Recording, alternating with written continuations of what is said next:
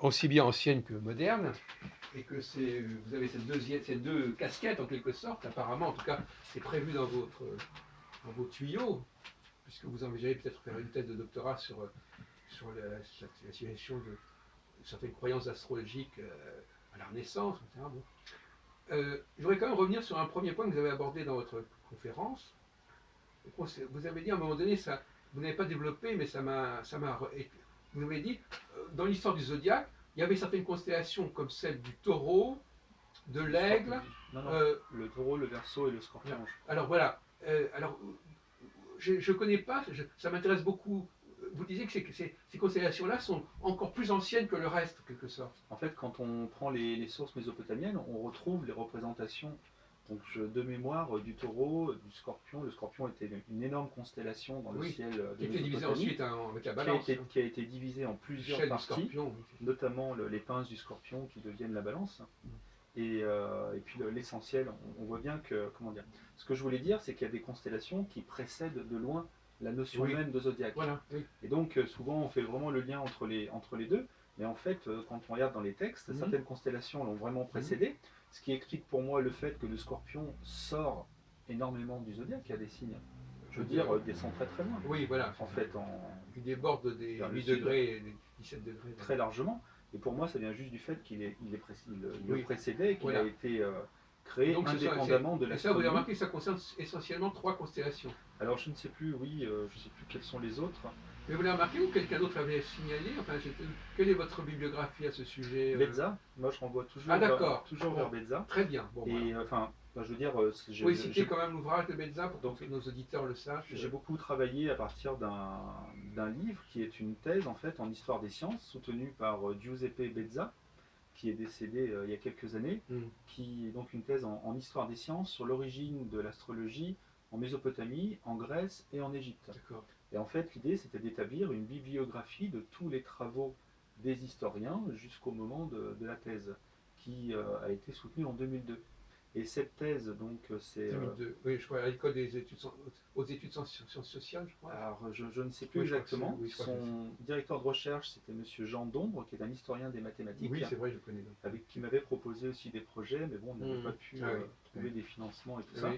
Et donc, elle a été publiée dans une revue universitaire qui s'appelle la Revue d'Histoire des Sciences et des Techniques. La thèse a été publiée intégralement dans une revue? Ah oui, bien sûr. Ça a pris énormément de place alors. Ah, ça a pris le numéro intégral. Oui, voilà. Et donc, moi, vraiment, cet ouvrage est précieux pour moi. On le retrouve donc dans la revue des sciences et techniques de 2000. Bien sûr, de 2002.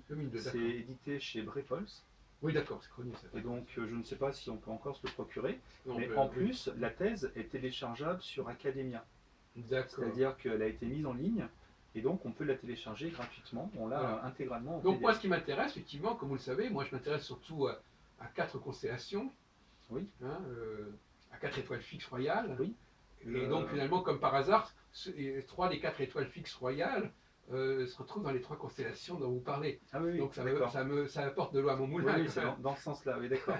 Donc, pour remettre en contexte par rapport à votre question, ce que je disais dans ma conférence, ce que je dis déjà dans une autre que j'avais intitulée Les anciens astrologues ont-ils vraiment existé? Et en fait, c'était juste pour remarquer parmi certaines contradictions, il y a des astrologues qui pensent que en fait, les noms des constellations n'ont pas été choisis par hasard, parce que les anciens, entre guillemets, avaient un autre lien à la nature, au cosmos, etc. Et donc, ils ont senti les choses et ils ont choisi les bons noms, même s'ils ne savaient pas forcément pourquoi, etc. Le problème, si on prend cette approche des choses homo, c'est qu'effectivement, il y a des constellations très anciennes, dont le nom est venu jusqu'à nous, par les exemples que j'ai donnés là. On se retrouve dans le Sphinx d'ailleurs. Oui. Et par contre, il se trouve qu'il y a tout un tas d'autres constellations qui ont été nommées bien plus tard. Oui. Et donc, il y a même, quand on voit les textes cunéiformes, donc sur les tablettes en Mésopotamie, j'aurais plus les noms des tablettes, mais on voit qu'entre l'an 1000, on va dire, avant notre ère, et l'an 500, qui est le moment où on officialise la création du zodiaque des signes en Mésopotamie, on voit le nombre de, ce qu'ils appelaient le chemin de la Lune, qui est grosso modo une zone qui va devenir après notre zodiaque, était parsemé de, je sais plus, je crois que c'est 20 ou 22 constellations. Donc il n'y en avait pas 12. Et on voit qu'entre 1000 et 500, le nombre réduit. Il passe à 17, il passe à 16, il passe à 14, à 13 et il termine à 12. Et donc en fait, on voit qu'il y a eu un remodelage un petit peu du ciel. Et après, je ne sais pas exactement pourquoi, c'est le moment où on observe vraiment, avec des observations systématiques, c'est-à-dire quotidiennes, les déplacements des planètes dans le ciel. Et c'est de cette manière-là qu'on arrive à isoler ce qu'on appellera plus tard la ligne écliptique, aux alentours du 8e, 7e siècle avant notre ère. Et moi, c'est ce que je rajoute toujours dans mes critiques, c'est que par rapport aux critiques que font les sceptiques en général, c'est que l'origine du zodiaque, il faut la chercher du côté de l'origine de cette ligne. Tant qu'il n'y a pas cette ligne, il n'y a pas le zodiaque, puisque le zodiaque, c'est deux autres lignes qui, enfin, pour moi, la ligne écliptique, celle qui est subie par le Soleil toute l'année, c'est un petit peu le squelette du zodiaque des signes. Et donc, cette ligne écliptique, elle est découverte, mise en place en Mésopotamie aux alentours de, je ne sais plus, je crois que c'est 700 ou 600 ans avant notre ère. Et donc, là, on commence à bien délimiter en fait les déplacements des astres, et on se rend compte que les planètes qu'on observe, ce qu'on appelle les astres errants, ne s'éloignent jamais de cette ligne. Oui. Et donc, résultat, là, il y avait une grande zone qu'on avait appelée le chemin de la Lune notamment, et du Soleil auparavant, qui se retrouve vraiment réduite à ce qui va devenir le zodiaque des signes. Je décris ça dans la première partie de mon livre. Lequel? Il n'y en a qu'un. Pour l'instant, Astrologie, la fin des mystères. Vous l'avez avec vous d'ailleurs, je crois. Oui, j'en ai des exemplaires. Et puis vous en avez un aussi. Oui. Et donc, dans la première partie, je décris vraiment le détail. Donc, il y a beaucoup de choses que je vais puiser chez Bezza, mais il y a d'autres choses que j'ai puisées par ailleurs. Et donc, l'idée, c'était pour remettre donc en contexte et de dire, en fait, si les anciens, entre guillemets, ont su comment nommer les constellations, manifestement pas toutes. Donc, certaines auraient été bien nommées, et puis d'autres auraient été mal nommées, puisque finalement, on les a modifiées par la suite. Donc, moi, c'est juste ce que je voulais dire. Après, donc, vous dites qu'effectivement, il y en a trois qui renvoient à trois signes fixes, à trois symbolismes fixes en astrologie. Oui, il manque le quatrième, c'est le fameux tétramorphe. Vous savez, le tétramorphe qu'on retrouve chez Ézéchiel. Vous avez alors, les animaux, alors enfin, le lion, le taureau, l'aigle et l'homme, qui se retrouvent dans le tarot, etc., et dans le sphinx. C'est une structure très très importante au niveau symbolique. Alors vous en citez, vous en citez 3 sur les 4, mais quand même ça fait référence à ça quelque part. Je ne sais pas si vous le savez. Je ne suis pas sûr. En tout cas, il y en a 3 sur 4, je suis d'accord. Et après, est-ce qu'on peut vraiment établir le lien au-delà du fait qu'il y en a 3 sur 4? C'est quand même c'est tentant, disons-le. Et alors, justement, la question que je voudrais vous poser, parce que vous avez l'air de bien connaître ce sujet, alors est-ce qu'on peut imaginer que ces 3 constellations étaient traversées par les planètes traditionnelles? Est-ce que c'était une façon, est-ce que c'était pour ça qu'on s'intéressait à elles? On les aurait nommées, d'accord. Alors, moi, en l'occurrence, Jupiter et Saturne. Moi, je ne pense pas. Je ne pense pas. Pourquoi se serait-on intéressé à, finalement, pourquoi se serait-on intéressé à ces constellations si ça ne servait à rien? En fait, je pense qu'il n'y a pas besoin d'invoquer des raisons astronomiques. C'est-à-dire que dans le cadre de certains cultes, dans le cadre simplement de ce qu'on appelle les pareidolie, c'est-à-dire le fait de voir des formes dans le ciel, puisqu'on peut créer des formes à partir des emplacements des étoiles, ces formes qui ne sont jamais les mêmes d'une civilisation à une autre d'ailleurs. Donc je veux dire, créer des constellations simplement pour repérer qu'il y a un groupe d'étoiles qui se lève toujours à tel moment de l'année ou à un autre, donc des raisons agricoles par exemple. Je veux dire, pour moi, ça peut être suffisant pour nommer ou créer une constellation. Oui. Et c'est pour cette raison que pour moi, il n'y a pas besoin de voir des planètes qui passent.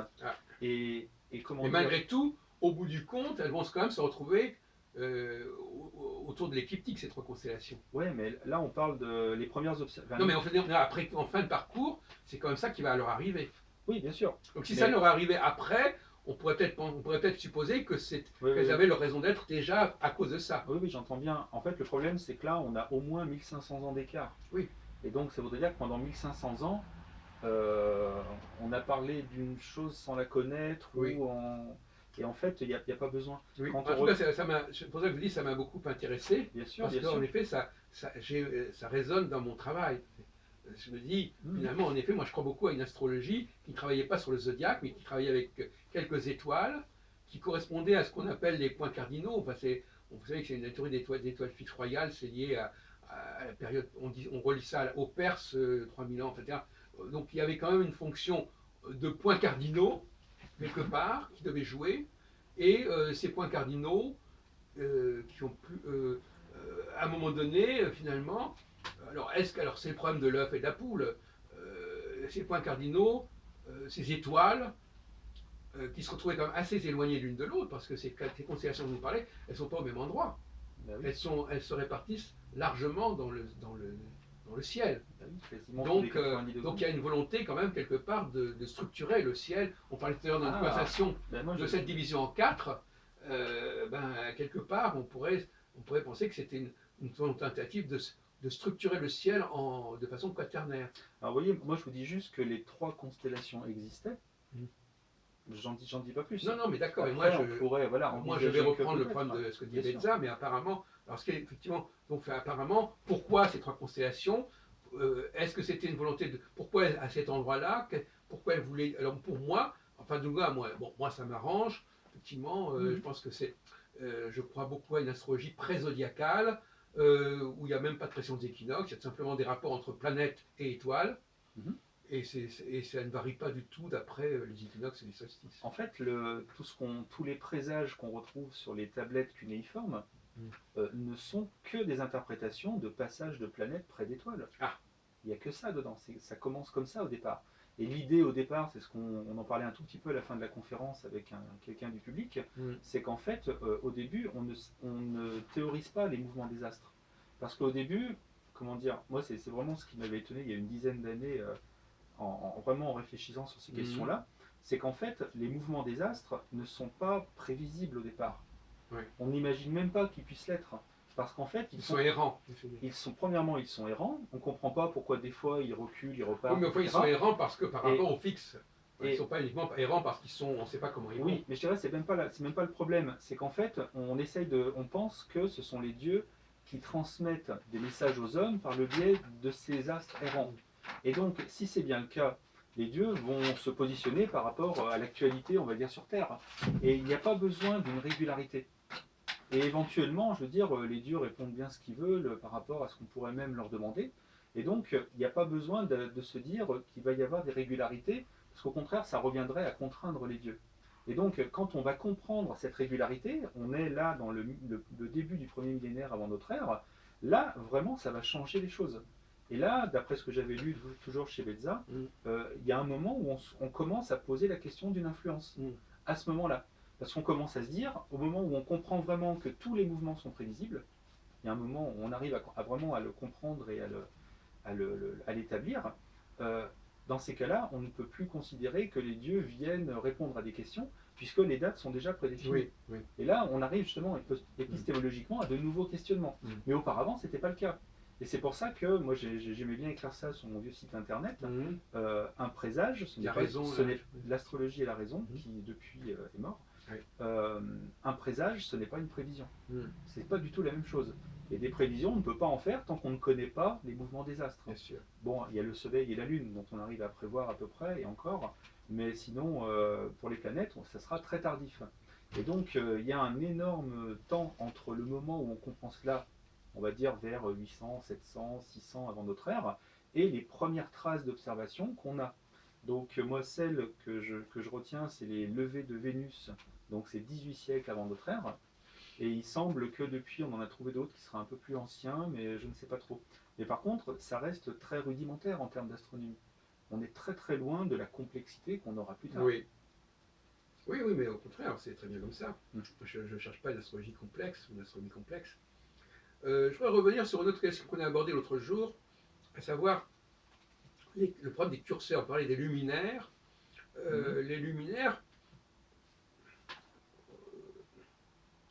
parce que finalement, comme on l'a dit, l'écliptique, c'est aussi la course, avant d'être la course des planètes, c'est aussi la course de la Lune. Alors non, justement, c'est de la course du Soleil. Oui. Puisque la course de la Lune a des écarts de plus ou moins 5 degrés autour de la ligne écliptique. Oui, mais c'est pas énorme. En fait. D'accord, donc c'est la course de... En fait, c'est quand même la même bande de zodiaque, enfin, c'est la même bande de l'espace, même espace quelque part. Donc finalement, avant, on est d'accord là-dessus, c'est que les luminaires, on a compris leur parcours avant de s'intéresser aux planètes, probablement. Alors, voilà, qu'est-ce qu'on appelle parcours? Est-ce que c'est des temps? Est-ce que c'est les trajets sur la voûte céleste? Parce que si, comment dire, d'un cycle à un autre, la Lune ne revient pas, enfin la Lune et les astres ne reviennent, sauf le Soleil, ne reviennent pas exactement au même endroit du ciel. Alors, essayons d'expliquer ça, de dire les choses autrement. Est-ce que on pourrait dire, par exemple, qu'il y a d'abord eu une relation entre les luminaires et les étoiles avant qu'on parle des rapports entre planètes et étoiles, par exemple? Alors, je ne saurais pas dire. En fait, il faut aller voir ça dans les relevés des tablettes, justement. Les tablettes, je crois que c'est Mul Apine, qui sont datées à peu près de l'an 1000 avant notre ère. On peut dedans, on a compté déjà le nombre de tablettes qui sont consacrées au présage alors, du Soleil, de la Lune, des planètes. Donc il faudra aller voir de ce côté-là. Je ne peux Alors, pas vous ce dire qui avance dans exactement. mon sens, je reviens à ce que dit Ptolémée au IIe siècle dans notre ère, quand il étudie les domiciles des planètes. Hmm. Bon, en réalité, il y a plusieurs lectures de ce tableau, mais une lecture que moi je propose, c'est effectivement, ce ne sont pas les planètes qui sont associées aux signes zodiacaux, mais ce sont les dieux. Hmm. Donc on parle de Jupiter, de Saturne, et dire Manilius, il associe des planètes, des dieux comme Junon, etc. Donc c'est pas encore les planètes. Donc là, il y a une sorte de basculement. On parle des dieux, à un moment donné, on va dire que ces dieux correspondent à des planètes. Bon. Donc dans un premier temps, on n'avait pas besoin des planètes, on pouvait utiliser les noms qui seront ceux des planètes, mais pas en ayant les planètes. Et à ce moment-là, on avait deux curseurs, le curseur solaire qui passait euh, à travers cet ensemble de constellations. Mhm.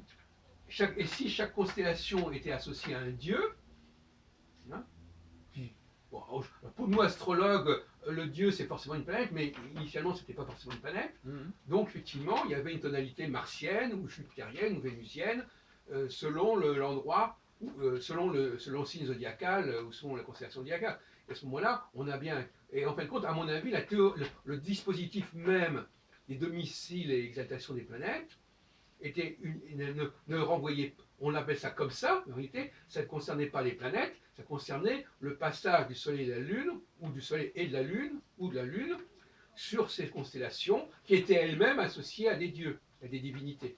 Alors, pareil, je ne pourrais pas répondre à tout ça exactement. C'est Bottero qui explique, je me rappelle, qu'au départ, les constellations, pour lui, sont à considérer vraiment comme des pictogrammes. Mhm. Et donc, effectivement, elles ont comment dire, une forme, et quand une planète les traverse, ça permet d'en dire des choses.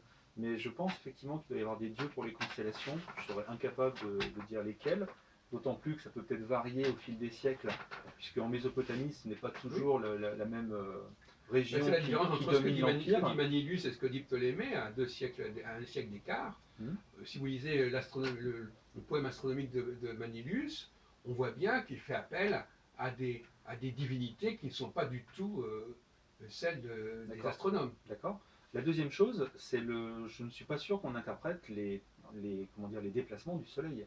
Parce que le problème du Soleil, c'est quand il traverse une constellation, évidemment, c'est qu'on ne la voit plus. C'est pour ça que j'ai été prudent, je l'ai dit Soleil ou Lune. D'accord. Effectivement. Et donc, c'est passionnant de se demander comment dire, quand on se trouve à la place de ces premiers observateurs qui essaient de comprendre les mouvements des astres errants, le Soleil est un astre errant, et donc, comment repérer le Soleil dans le ciel? Ils sont obligés de se poser la question. Et donc, le fait du repérage en fait, sur la ligne d'horizon, c'est-à-dire regarder à quel endroit se lève le Soleil sur la ligne d'horizon, ça leur permettait déjà un premier repérage dans le temps, dans l'année, et indirectement dans le ciel. Et donc, je crois que c'est dans les tablettes Mulapine, déjà 1000 ans avant notre ère, où il y a déjà une tentative de mesure, j'ai envie de dire corrélation, mais c'est plus que ça, c'est presque de la synchronisation. En fait, il semble qu'à un moment, vous savez, dans les tablettes, souvent on a des chiffres qui se suivent les uns après les autres, Oui. parce qu'en fait, ils notent les endroits, les endroits où ils ont repéré les astres, notamment sur l'horizon. Et il y a un endroit où manifestement, en fait, ils notent l'endroit de l'horizon où se lève le soleil et en même temps, quelle est l'étoile qui passe au méridien. D'accord. Pour savoir vraiment quelle est l'étoile qui passe au méridien au moment où. Situer, oui. Et d'ailleurs, ce que je dis, en fait, j'interprète déjà, c'est même encore plus fort que ça. Ils font pas ça avec le soleil, ils font ça avec les étoiles. C'est-à-dire, quand une étoile se lève, quelle est l'autre qui passe au méridien à ce moment-là? Oui. Et en fait, quand on voit ça, on se dit, bah, c'est bien, mais pourquoi est-ce qu'on fait ça? mais en fait, ça me paraît évident, c'est qu'on peut prendre n'importe quelle étoile qui se lève, si on sait quelle est l'étoile qui est en train de se lever, alors, au moment où le soleil va se lever, on ne voit pas l'étoile qui est derrière. Par contre, si c'est juste avant le lever du soleil, on peut voir quelle est l'étoile qui est au méridien. Moi, ce qui me fait, ça me Et fait... dans ces cas-là, Oui. juste pour finir, quand le soleil va se lever, bien qu'on ne puisse pas voir l'étoile derrière, si on connaît l'étoile qui est au méridien à ce moment-là, on peut dire quelle étoile est en train de se lever, et donc le soleil est à côté. Alors moi, je voudrais vous poser une question concernant la question de l'ascendant, Monsieur Brémorel. Ouais. Parce Alors que ça, je ne sais l'ascendant, pas. c'est un vrai mystère, la question de l'ascendant. Mhm. Est-ce qu'au départ, ce n'était pas justement les étoiles qui se levaient parce qu'aujourd'hui, on dit l'ascendant, c'est le signe, etc. Mais c'est un des aspects les plus glauques de l'astrologie actuelle, n'est-ce pas on accorde de l'importance de l'ascendant. À mon avis, le mot ascendant, d'ailleurs, ça disait autrefois horoscope, hein, Mhm. ça renvoie le mot horoscope qui a pris au moins 3 ou 4 sens différents. Bien sûr. Horoscope, ça veut dire carrément, je vois quelque chose, je vois ce qui se lève. Et à mon avis, l'ascendant renvoie nécessairement à le lever, un phénomène stellaire. Hein. Un phénomène stellaire, et donc ça renvoie à ça recoupe ce que vous êtes en train de dire, c'est-à-dire que le rôle, cette pratique s'est perpétuée à travers la notion actuelle de l'ascendant, mais qui a été elle-même déconnectée par rapport au plan stellaire. C'est un des nombreux sujets que je n'ai absolument pas fouillé. Oui. Donc c'est vrai que moi aussi, ça m'intéresserait de savoir de quand est-ce qu'apparaît la notion d'ascendant, comment, pourquoi.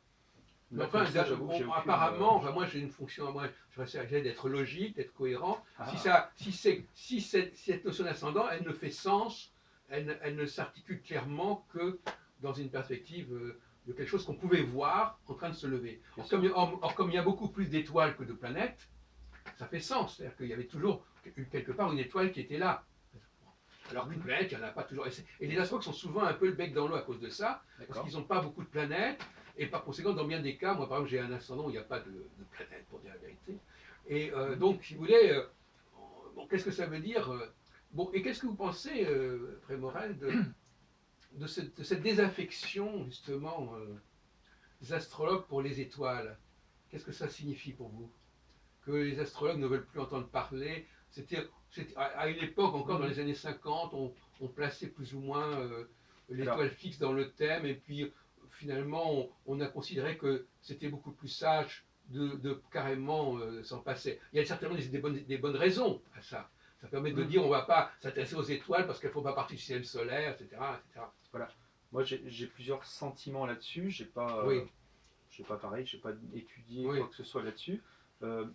Comme ça, spontanément, j'aurais envie de dire peut-être que ça a été plus une façon d'éviter certaines critiques. Ça rejoint, je pense, un peu ce que vous voulez dire. Donc si on met les étoiles de côté, on est moins... On veut s'aligner sur l'astronomie traditionnelle, voilà. On ne veut pas parler d'étoiles parce qu'elles ne font pas partie. Il peut y avoir un intérêt comme celui-là, je ne sais pas. Tout comme le fait d'avoir adopté les nouvelles planètes, c'est aussi une façon de s'aligner sur l'astronomie en disant « Ah non, nous on n'oublie pas Uranus, Neptune, etc. » Bah oui, on tient compte de l'état du ciel. Ce qui n'est pas vrai. Ça a été un élément de perturbation du discours astrologique, à mon avis. Ah oui. On pourrait parler du déclassement de Pluton d'ailleurs, mais oui, bien sûr. Moi j'avais publié un énorme dossier en 2007 là-dessus. Au lendemain de la déclassement. Voilà, et en fait les astrologues n'ont jamais réagi, pourtant il y avait vraiment du contenu. Mais bon, si vous voulez, on en reparlera. Ensuite, vous parlez de la désaffection. Je ne sais même pas si on peut encore parler de désaffection, dans le sens où les astrologues d'aujourd'hui sont nés, j'ai envie de dire, dans une astrologie qui avait déjà abandonné les étoiles. Donc quelque part, ils font peut-être que continuer un petit peu un processus qui était déjà en cours. Mais ils perpétuent malgré tout l'ascendant. Oui, mais bien sûr. Puis là, je veux bien admettre qu'il y a une contradiction quelque part. Ensuite, sans parler de la question de l'ère du Verseau, qui est aussi... Voilà, ça c'est encore autre chose. Ensuite, moi plutôt le sentiment que j'ai par rapport, et ça m'est venu par rapport un peu à ce dont on parlait l'autre jour, puisque j'ai passé un bon moment à étudier l'origine des horoscopes de presse. Moi j'ai l'impression que donc les signes astrologiques deviennent ou reviennent à la mode, on va dire en gros au début du XXe siècle, et que ça se fait en même temps que les nombreux questionnements en termes de psychologie et de psychanalyse, lesquels, j'ai l'impression, pareil, c'est une période que je ne connais pas bien, lesquels vont vraiment trouver quelque chose à appliquer dans les signes astrologiques. Et moi j'ai plutôt l'impression que les signes astrologiques vont avoir du succès parce que il va y avoir je ne sais pas si on peut déjà parler d'astropsychologues ou ce genre de choses, qui vont les utiliser pour faire de la psychologie ou de la psychanalyse. Et comme les symbolismes sont riches, par leur histoire au moins, après, ben, les signes vont s'installer de fait. Mais donc en gros, ce serait une coïncidence, c'est-à-dire que les signes reviennent au moment où la psychologie est en train de se développer. Et moi, ça me suffit pour rendre compte du succès des signes astrologiques, et peut-être indirectement, dans ces cas-là, ben, de la mise de côté des étoiles. Est-ce que ça voudrait dire peut-être est-ce qu'il y aurait des psychologues ou des astropsychologues qui auraient tenté de fonder une astrologie des étoiles? Et s'il n'y en a pas eu, ça pourrait expliquer pourquoi il n'y a plus d'étoiles dans le ciel des astrologues. Oui, effectivement, Je ne sais pas. moi je suis né à une époque où il n'était pas question de s'intéresser aux étoiles, et c'est ça qui m'a retardé dans mon travail, parce que l'autre jour on disait notre rencontre que là, au lendemain de notre rencontre, je me suis relancé dans les étoiles, parce qu'effectivement, et pour moi c'est un des traumatismes majeurs de l'astrologie contemporaine, parce que l'aspect, on en a parlé, on a évoqué tout à l'heure la discussion, ce point-là, l'aspect de la planète, on peut étudier les relations entre planètes, d'une part, et les relations entre planètes et étoiles de l'autre. Et c'est la combinaison de cette double relation qui permet de faire de l'astrologie pour moi. C'est-à-dire que, je vous ai répondu tout à l'heure, mais j'étais un peu évasif, parce que bon, il y a d'un côté l'alignement des planètes au sens premier du terme, c'est effectivement, est-ce qu'il y a entre Saturne et Jupiter, par exemple, un aspect significatif ou pas, et ce qui voudrait dire qu'il serait en phase ou pas. Et deuxièmement, si le rapport entre la planète et une des 4 étoiles fixes royales va déterminer si cette planète est active ou pas active. Voyez-vous. Donc c'est les deux questions. Et donc en supprimant un des pans de cet aspect-là, ben, on trompe l'astrologie de manière absolument évidente. Voyez-vous. Donc il faut effectivement étudier, autrement dit, à la fois les aspects, selon les règles que j'ai posées, d'ailleurs, selon la notion de cardinal fixe mutable, qui est la théorie allemande, que j'aime bien, que d'ailleurs j'ai rencontré le fondateur René Desberthier en 71, à Allen, donc quand il y avait une délégation du Centre national d'astrologie avec Paul Colombet, André Barbeau, etc. Donc j'étais là, j'étais encore très jeune à l'époque. Je ne sais même pas si vous étiez né en 71. Non. Ça fait bizarre de parler d'une période où vous n'étiez même pas né. J'ai commencé l'astrologie un peu avant vous. Et il avait exposé cette théorie, c'est ce qu'on appelle la théorie du 90 grades, la théorie des 90 degrés. C'est-à-dire que tout se réduit à 90 degrés. C'est-à-dire que les 360 degrés, ça se replie à 90 degrés, puisque les planètes qui sont en cardinal, toutes les planètes en cardinal sont en quelque sorte conjointes, toutes les planètes en fixe sont fixes, etc. Et ça, c'est un apport tout à fait remarquable de l'astrologie allemande. Et voilà, donc effectivement, étudier les rapports entre planètes, d'une part, entre ces deux planètes notamment, qui sont quand même les deux grandes planètes qu'on a connues au Moyen-Âge, vous savez que la théorie d'Album-Hazard sur les grandes conjonctions, c'est Jupiter-Saturne. Et d'autre part, étudier les rapports entre. Alors, si on étudie l'alignement entre les planètes, mais qu'on n'étudie pas les rapports entre la planète et l'étoile, on peut étudier l'alignement, mais on ne sait pas si la planète est active ou passive, en quelque sorte. Donc, il y a un élément qui fait défaut. Donc, mon astrologie se caractérise par cette double allégeance planète-planète, planète-étoile. Pour rebondir sur ce qu'on disait tout à l'heure. Alors, pour revenir à la question des horoscopes des journaux, en vous écoutant, je me suis dit, mais finalement, en effet, de toute façon, alors d'abord, premièrement, il y a le discours des astrologues qui disent, à tort à raison, que le zodiaque est lié au cycle des saisons. C'est un de leurs arguments, on avait d'ailleurs buté sur cette question l'autre jour. Est-ce qu'il y a vraiment un rapport au niveau symbolique? Alors, au niveau des calculs du zodiaque tropical, il est évident, c'est lié aux saisons, forcément, puisque c'est fondé sur les équinoxes et les solstices. Non. Alors justement, non. On ne peut pas relier les signes aux saisons, justement. Non, mais en tout cas, au niveau, le zéro bélier, c'est quand même lié à l'équinoxe de printemps. Eh bien, juste pour le plaisir, je vais vous répondre non. Si on veut voir ça au niveau universel, c'est-à-dire au niveau planétaire, non. Je veux dire, si on est dans l'hémisphère nord, en Europe, au niveau du bassin, bien sûr, du bassin méditerranéen, bien sûr, mais le problème, c'est que pour le reste du monde, c'est faux. On a toujours l'argument habituel du oui, mais si on est dans le sud, on est à l'opposé. Donc ça va être le début de l'automne, mais c'est bien plus grave que ça. C'est que si vous vous situez n'importe où, notamment dans la zone intertropicale, on n'est ni au printemps, ni en automne, ni en été. Donc moi, la référence saisonnière, non, enfin, Enfin, je c'est ne la comme ça comprends que, pas. non, mais je veux dire, c'est comme ça que ça s'est passé. C'est ce qu'ils disent. C'est comme ça que Alors, c'est c'est, comme ça c'est- qu'on le raconte, est-ce que c'est comme ça que ça s'est passé? Je ne sais pas si Ptolémée fait déjà un lien avec les saisons. Est-ce que Ptolémée le fait déjà? Est-ce qu'il l'établit? je ne pourrais pas vous le dire de manière certaine à ce Parce que moi, niveau-là. j'ai peur Mais en justement tout cas, que... apparemment, bon, enfin, écoutez, moi je ne veux pas revenir dans cette polémique-là, d'ailleurs ça Ouais, ne m'intéresse que médiocrement, mais malgré tout, je suis obligé de reconnaître que l'astrologie actuelle s'est constituée par référence aux équinoxes et aux solstices, bien sûr. et moi-même j'ai été marqué par cela, puisque mes premiers travaux, notamment ceux qui passent dans Pied pour l'astrologie, c'était le passage de Saturne sur les équinoxes et les solstices. Donc c'était vraiment le référentiel. Bon. Maintenant, l'autre question qui se pose, c'est de savoir si... parce qu'il y a quand même une confusion assez grave, parce que il y a, les saisons ne correspondent pas au moment pardon, je ne dis pas de bêtises. Euh, les, bon, les lunaisons ne correspondent pas aux saisons, c'est clair. Bon. Donc finalement, on a un découpage en 12 qui existe et qu'on essaie de connecter avec le cycle des saisons de manière un petit peu bricolée. Ce qui d'ailleurs explique, par exemple pour la question de la fixation de la date de Pâques, etc., que c'est compliqué parce qu'à la fois c'est lié à la lunaison, à la fois c'est lié aux saisons, enfin, c'est ce qu'on appelle le calendrier solilunaire. Bon.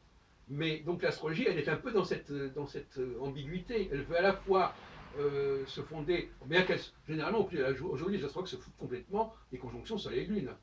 C'est pas quand ils parlent des zodiaques, ils ne se réfèrent. Quand on interroge un astrologue pour savoir pourquoi il y a une division en 12, bah, souvent il n'a pas de réponse très claire. Bien sûr, bien sûr. Il ne sait pas d'où ça sort, il dit c'est une raison numérologique, etc. Et ça les gêne qu'on leur dise que c'est la conjonction Soleil-Lune parce que, bah oui, mais alors ça ne correspond pas aux saisons, ça coïncide pas. Il n'y a pas forcément une conjonction Soleil-Lune au moment où débute le printemps, des trucs comme ça. Oui, et puis surtout, il y en a pas forcément 12 dans l'année. Oui, on sait bien. Il peut y en avoir 13. Oui. D'où Donc, le problème d'ailleurs de la 13e constellation. Enfin, alors, oui, pareil, je suis pas sûr que ce soit lié. non, non, Bon, mais il y je a- veux il y a dire, le 13, je veux dire que d'accord, ouais, on peut aussi jouer là-dessus. qui réapparaît, oui. Dans l'idée de l'observation des levées des astres et du soleil sur l'horizon en Mésopotamie, justement, la question du nombre 12 se pose. Et en fait, ça, c'est une historienne des sciences qui s'appelle Lise Bragg-Bernsen, dont Giuseppe Bezza cite les articles dans sa thèse, qui explique qu'il y a certains textes donc des tablettes cunéiformes, qui parlent en fait de l'ombre du soleil, et en fait de l'ombre du soleil qui se lève. Et donc on peut soupçonner un système avec soit une forme de gnomon, soit j'imagine une ficelle qui pend, et en fait pour, quand le soleil se lève, projeter une ombre sur un cadran, quelque chose qui permettrait de suivre, en fait, de trouver une position plus précise qu'à l'œil nu, la position du soleil sur l'horizon.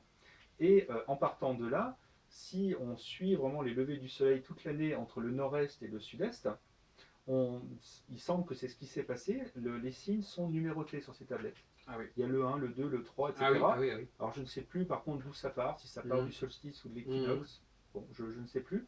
Et comment dire, ce qu'il y a d'intéressant, c'est que donc à ce moment-là, étant donné qu'on a 12 mois dans le calendrier de l'époque, et notamment un calendrier idéal de 12 mois de 30 jours, même si on sait que ce n'est pas la durée de l'année, quand on prend la zone autour de l'Est, entre le nord-est et le sud-est, où se lève le soleil au fil de l'année, en fait on peut le couper en 6 parties, puisqu'il y a 6 mois dans un sens et 6 mois dans l'autre, donc les longueurs ne sont pas forcément les mêmes, et les largeurs non plus, puisque la vitesse apparente du soleil varie au fil de l'année. Et une fois qu'on a fait ça, on a un premier découpage en 12 cases, qu'on sait qu'il a existé, mais qui n'est pas lié au déplacement du soleil dans le ciel. Et moi, c'est ça que je trouve extraordinaire, c'est que si le zodiaque vient de là, il a été créé sur la Terre, et pas dans le ciel. Or, il se trouve que la sphère des fixes tourne toujours de la même façon, ce qui fait que chaque constellation se lève toujours au même endroit à l'est, quelle que soit la période de l'année. Donc, si on a des cases qui sont définies, il y a toujours les mêmes constellations qui se lèvent derrière. Et là, on peut comprendre comment on pourrait passer d'un zodiaque géométrique, avec des cases dont on ne sait pas d'où elles viennent, à un zodiaque astronomique, simplement avec le fait que les constellations se lèvent toujours au même endroit derrière les cases en question. Alors il y a quand même une explication que je propose quand même, nous allons bientôt terminer notre Oui. entretien.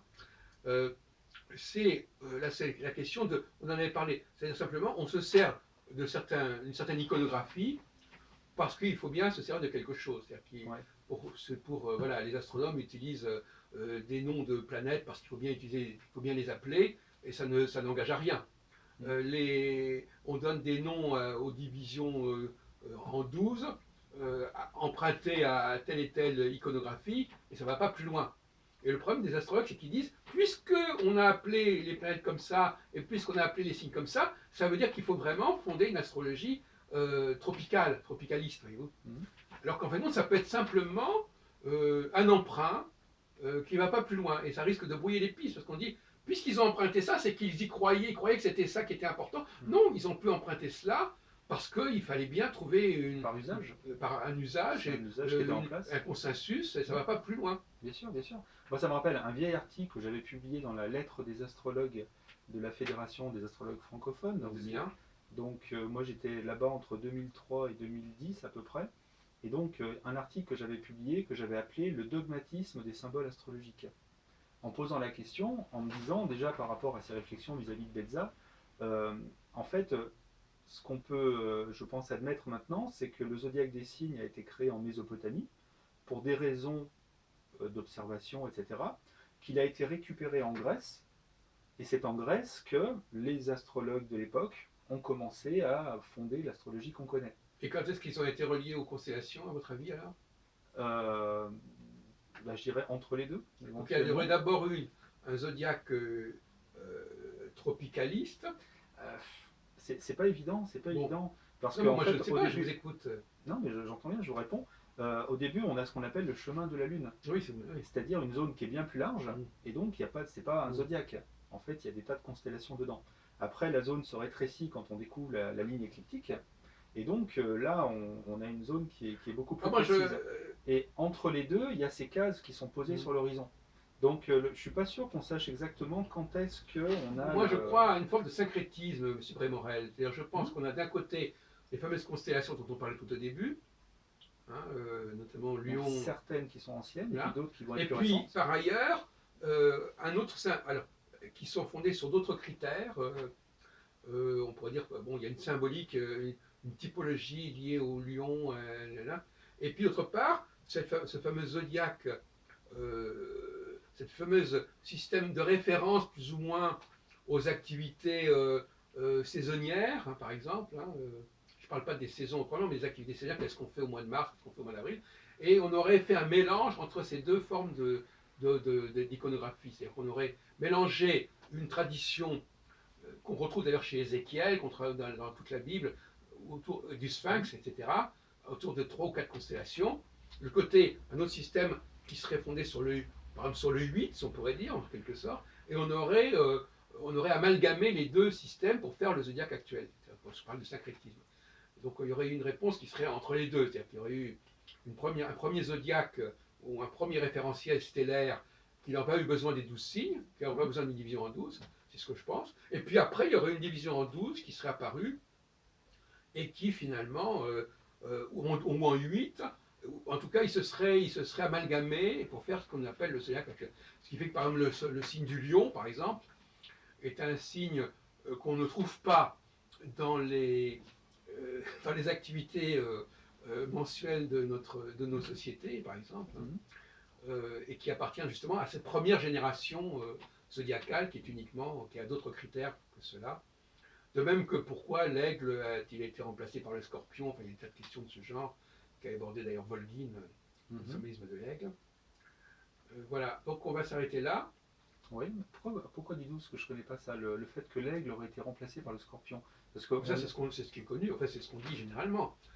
Justement, pour articuler cette théorie des quatre constellations, des 4 symboles, le tétramorphe, on appelle ça, et qu'on retrouve d'ailleurs dans les 4 évangiles qui sont liés, voilà, vous connaissez Saint Marc, etc.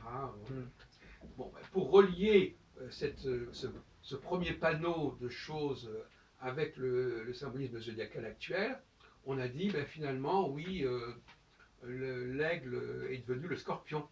Donc il y a une tentative véritablement de connecter les deux traditions en une seule, d'autant plus que l'aigle n'est pas très loin du scorpion sur le plan céleste.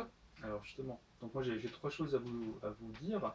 D'abord, quel est le lien entre la constellation de l'aigle qu'on a aujourd'hui et l'aigle en question? C'est-à-dire qu'il y aurait eu un aigle qui aurait été déplacé ou une constellation qui aurait changé de nom? Il y avait 2 aigles à un moment? Enfin, qu'est-ce que ça veut Non, on dire? peut penser effectivement, comme vous le disiez vous-même d'ailleurs, il y a eu dans cette volonté d'amalgamer les deux, on a été obligé de déplacer l'aigle. Effectivement, on a peut-être déplacé la constellation de l'aigle pour laisser la place. De même que par exemple au niveau de l'utilisation des nouvelles planètes, Uranus, Neptune et Pluton, on a aussi déplacé les domiciles de certaines planètes. Bon, alors ce sont des ajustements qui ont été faits par la suite. D'accord. Alors là, j'ai donc 2 autres choses à préciser là-dessus. La première, c'est qu'il ne faut jamais oublier, et moi je pense que c'est très important, même si je ne connais pas tous les tenants et les aboutissants, c'est qu'en fait, dans l'Antiquité, notamment quand on est en Grèce, on a 2 ciels qui viennent se rejoindre. Il y a le ciel grec et il y a le ciel mésopotamien. Et notamment, moi je pense, mais ça c'est pareil, il faudrait vraiment approfondir ça, mais que la question du Serpentaire, c'est un problème qui vient juste du fait que la constellation du Serpentaire est ancienne dans le ciel grec, et quand les Grecs récupèrent le zodiaque de Mésopotamie, il faut lui trouver une place, et donc on le place là, et sur l'écliptique c'est flagrant, quand on a les représentations du XVIe siècle, on a le pied du Serpentaire qui est sur le Scorpion, alors que ça n'aurait jamais été le cas si on était dans un ciel où les constellations ne se recoupent jamais. D'ailleurs, dans l'étoile fixe Fomalo, une des 4 étoiles fixes royales, Fomalo fait partie du Poisson austral et non pas du Verseau. D'accord. Parce que donc là aussi, les 4 étoiles fixes royales, apparemment, on associe Fomalo au Verseau, mais il est dans le prolongement de la constellation du Verseau. D'accord. Et la dernière chose que je voulais dire, qui pour moi est la plus importante, c'est que la constellation du Scorpion, c'est l'une des plus anciennes en Mésopotamie. Donc, je ne vois pas comment on aurait pu remplacer l'aigle par le Scorpion. Ça voudrait dire que l'aigle était encore plus ancien. Mais la constellation du Scorpion... Vous-même vous l'avez dit, puisque c'était partie des constellations. Quelles étaient les 3 constellations? Moi je disais Taureau, Verseau et Scorpion. Apparemment, Scorpion était déjà là. Ah oui, d'accord. Oui, et puis je veux dire, voilà, indépendamment de l'astronomie, c'est une constellation qui occupait une gigantesque partie du ciel. Moi, je me souviens simplement que cette structure quaternaire avec l'aigle, elle est attestée depuis très très longtemps, parce qu'elle est déjà dans la Bible. Mais justement, la Bible, c'est... quelle Bible? Ézéchiel, par exemple, c'est le 6e siècle avant notre ère. Enfin bon, peu importe. D'accord, ouais. C'est avant la disparition du royaume d'Israël et de Juda. Donc, lisez-le, vous verrez l'apparition, la vision d'Ézéchiel, le tétramorphe, il voit apparaître 4 figures, une de tête d'homme, une tête de taureau, une tête d'aigle et une tête de lion. Voilà. Donc ça, c'est effectivement connu. Et il faut relier ces différents notions. On les retrouve curieusement dans la tradition du tarot, on retrouve... avec l'arcane de 21 du monde, on retrouve ces 4 personnages qui sont partie de l'iconographie des cathédrales, etc. Alors, comment ça s'ajuste sur... Alors justement, pour terminer, pourquoi ça s'appelle le Scorpion, à votre avis? Parce que le Scorpion était là bien Non, mais pourquoi ça s'appelle comme ça? Ah, alors comme ça on a... Non, parce qu'il y a eu des explications qui ont été données dans le symbolisme de l'aigle. Ce que je veux dire, il y a énormément de scorpions dans ces régions-là. Non, justement pas. Alors moi je vous le dis précis. Non, il s'agit de l'homme scorpion. C'est-à-dire que c'est l'archer. C'est pas un animal. L'archer qui a une flèche. Cette flèche identifie un scorpion. Avec le dard du scorpion. Oui, je vois l'image. Dans le Sagittaire, c'est la même chose. Ça fait penser au Sagittaire. Ouais, voilà, toute cette part. Le Sagittaire, qui est juste le signe qui vient après le.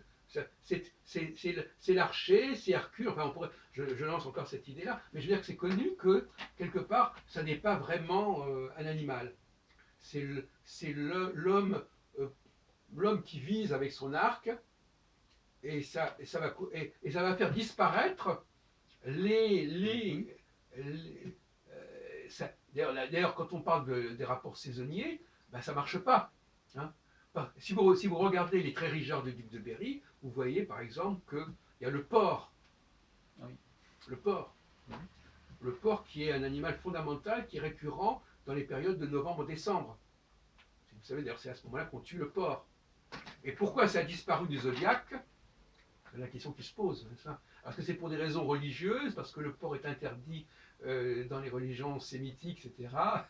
Mais il faut bien reconnaître que quand on compare, donc là, effectivement, de toute façon, il y a des perturbations dans les derniers signes zodiacaux, l'absence du porc, et le remplacement du porc, qui est le sanglier aussi. Ouais. Le sanglier des Rimantes, qui est dans les travaux d'Hercule. Mhm. Le remplacement du corps par l'archer.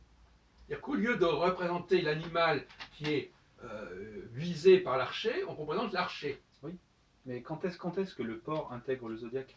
Parce on peut se demander quand est-ce qu'il disparaît, mais quand est-ce qu'il l'intègre?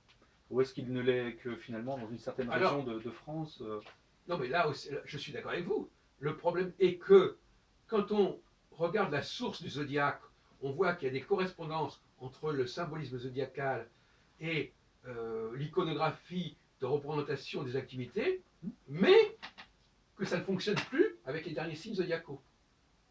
Et donc, si ça ne fonctionne plus, ça veut dire que soit le système est postérieur à cette modification, soit que probablement, je laisse sur cette idée-là, que probablement, en fin de compte, dans un premier temps, si on avait un système qui était qui intégrait complètement ces données saisonnières, il aurait dû y avoir le porc. Et à ce moment-là, on se demande pourquoi le porc a disparu, qu'est-ce qui a fait disparaître le porc. Donc ça, c'est un problème de chronologie. Soit vous dites que le porc a disparu parce qu'évidemment, il existait dans les sources du zodiaque, les sources, hein. Soit sa disparition est antérieure à l'élaboration de ce qu'on appelle le zodiaque actuel. Bon, enfin, moi je laisse sur ce. Moi, j'ai jamais entendu parler du porc en Mésopotamie. Et j'avoue que je ne me rappelle pas Non, avoir vu ces mais en images-là, revanche, donc c'est pour ça. je crois Ça peut être postérieur, peut-être. Vous dites qu'on ne cultivait pas, on n'élevait pas le porc en Mésopotamie? Non, non, non.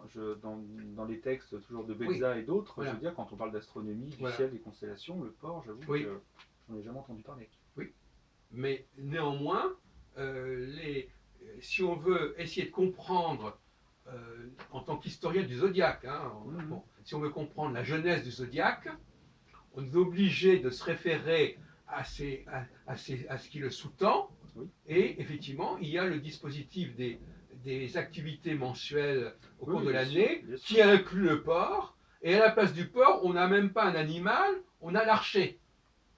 Donc qui est une non-réponse, c'est-à-dire qu'il y a une sorte. C'est comme si on avait évacué quelque chose, c'est tout ce que je voulais dire, hein, pour l'instant. Oui, bien sûr, d'où la question du début surtout. À quel moment est-ce qu'on aurait pu... Eh bien voilà, on restera sur cette question. Je regarde juste si je peux trouver une info qui me rappelle une question que je m'étais posée. Parce que je dis quand même que si on ne connaissait pas le porc, on connaît l'interdit du porc. Donc s'il y a un interdit du porc, c'est donc que le porc existe. Et donc quand est-ce qu'il est interdit alors?